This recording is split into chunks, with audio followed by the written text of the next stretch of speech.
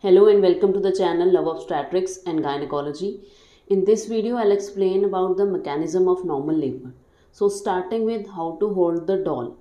You cross over the arms and then the legs and have a nice grip on the doll.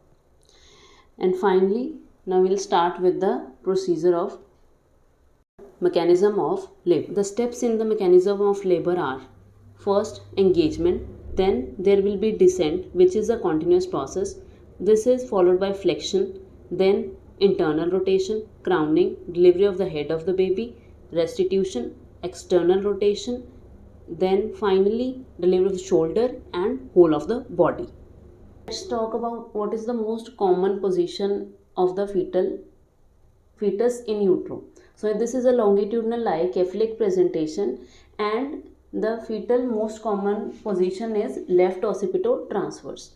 How I say it left occipito? The occipital bone is in contact with the left side of the maternal pelvis, and this sagittal suture is in line with the transverse diameter of the pelvic inlet.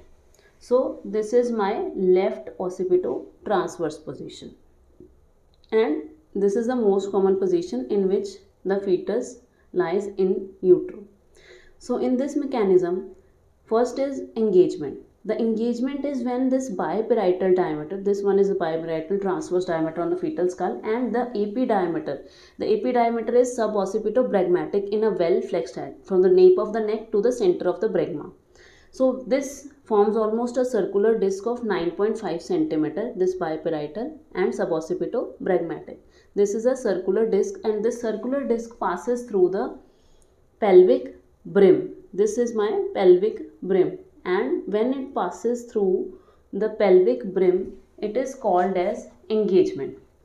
And this is the first step in mechanism of labor. So after the engagement, there will be a continuous descent till the level of ischial spines.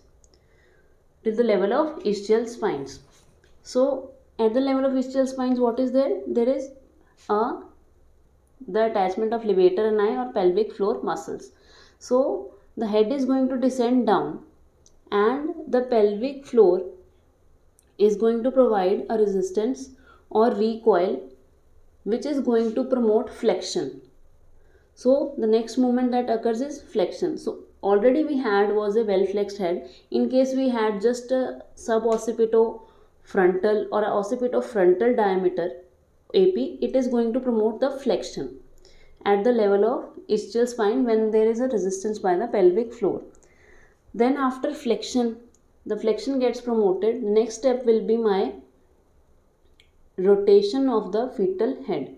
So this occiput is going to touch first the pelvic floor in a well flexed head, and in a well flexed head, when the occiput touch, the occiput is going to rotate anteriorly. Anything that touches the pelvic floor first is going to rotate anteriorly. In a well flexed head, the occiput touches first, so occiput is going to move anteriorly. So now my first step that happened was engagement, that it got engaged, reached at the level of the ischial spines where the pelvic floor is present. The pelvic floor is going to give a recoil or resistance to the occiput, and that is going to cause with the recoil there will be a internal rotation of the fetal head, so that the occiput lies behind the symphysis pubis. So in my LOT, this came at the level of ischial spine, and now my head has to turn to 2/8 of the circle to lie behind the symphysis pubis, right? So now my head is directly behind the symphysis pubis. Now let's talk about the shoulders.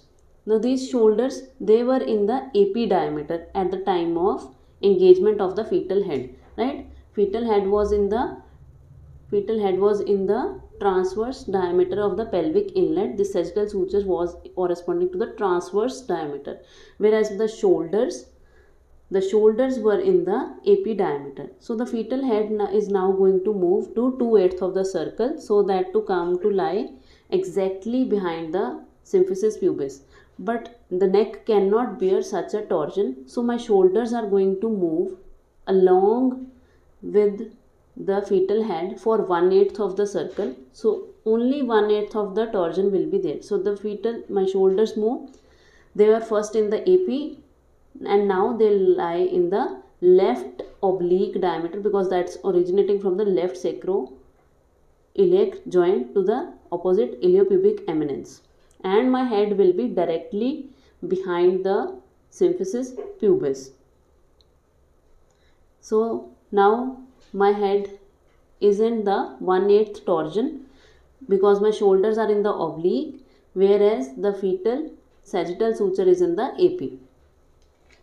Now further crowning is going to happen. So crowning is when the maximum diameter, that is the biparietal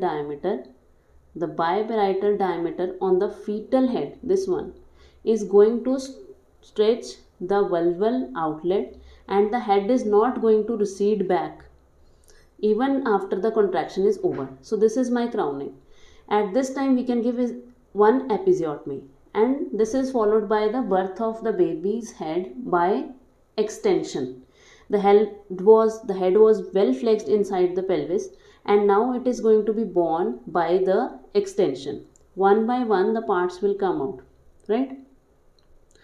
So the first part that is going to deliver after the crowning is first occiput.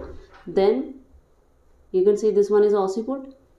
This occiput is first going to deliver, followed by vertex, then subsequently brow, and finally my face. After this delivery, the head is going to drop down on the maternal anus. So the face will be right over the maternal anus. Then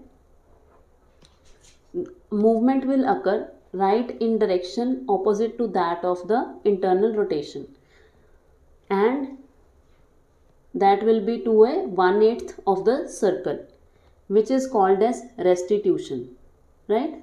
Now this only 1/8 movement of the fetal skull in a direction opposite to that of internal rotation. So my internal rotation was from left to right, whereas from right to left will be my restitution to 1/8 of the circle. So now there is no torsion at the neck. The shoulders now got engaged in my oblique diameter, in the left oblique diameter, and further external rotation is going to take place to 1/8 of the circle, so that the occiput that was inside also a left occipital transverse, and now also that occiput is going to lie against the maternal left thigh in the same direction as the baby was inside, is now outside. And this external rotation is basically for the shoulders, so that the shoulders now occupy my AP position, right? This external rotation occurred and the shoulders came to the anterior posterior diameter of the fetal skull. Now finally my anterior shoulder is going to hinge behind the symphysis pubis, and the posterior shoulder is going to glide over the sacrum. Anterior got hinged right behind the symphysis pubis, and the posterior shoulder is going to glide over the sacrum. And here this is my gliding of the posterior sacrum. See, in the anterior aspect the pelvis is very short, that is 4 cm, whereas posteriorly it has to cover whole of the sacrum, and this my posterior shoulder got glided. Now as it glides, it releases the anterior shoulder first, so anterior shoulder got delivered first. So first delivery is of anterior shoulder, as the posterior shoulder is going to glide. The posteriorly there is a larger surface area for the posterior shoulder to cover, whereas for the anterior shoulder it traverses easily and gets released first. So here's delivery of anterior shoulder followed by the delivery of posterior shoulder, and rest of the body by the lateral flexion. So this is my mechanism of a normal labor. Thank you for watching. Do like, subscribe and share. Love Obstetrics and Gynecology.